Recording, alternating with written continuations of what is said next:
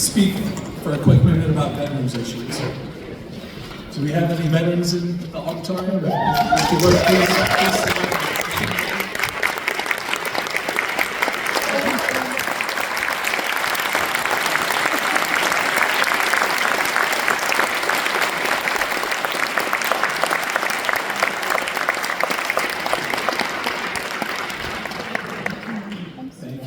you for your service.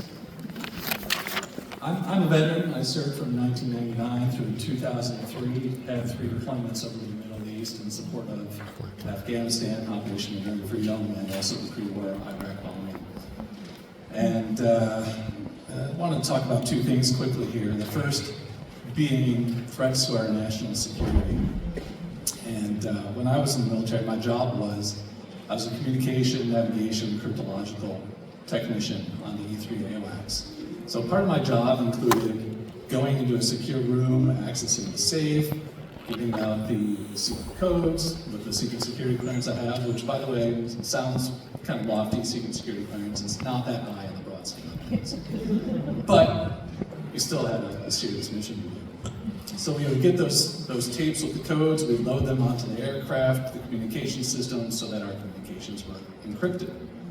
And we took our job very seriously. There was recurring training involved with this, and we knew that if we ever were to break protocol, there would be serious consequences, including and up to court-martial or time in the brig.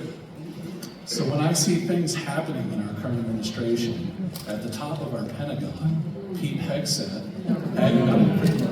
having these signal chats in unsecure communications channels, complete broach of protocol. I think about what would happen to us as low-level technicians on the front lines there, and you know, there needs to be consequences for this type of stuff. I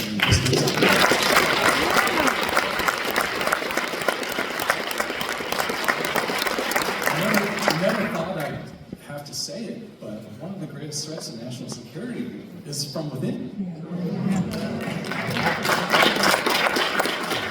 So that's one of the things concerning me. The other thing is the cuts to our veteran services.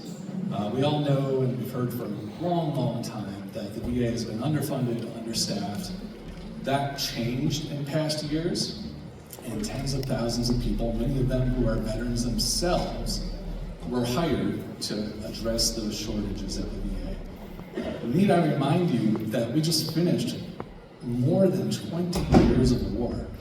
When I deployed in support of Afghanistan, it was November of 2001.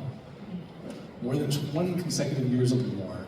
Afghanistan, Iraq, hundreds and hundreds of thousands of our service members rotating in and out of theater. And they need support.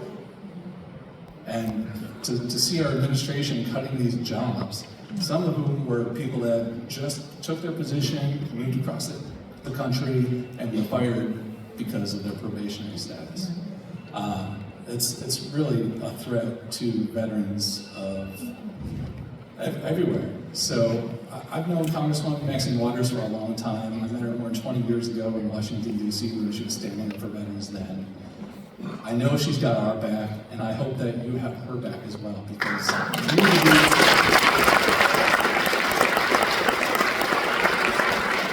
need to be unified here and push back against these travesties that are happening in this administration.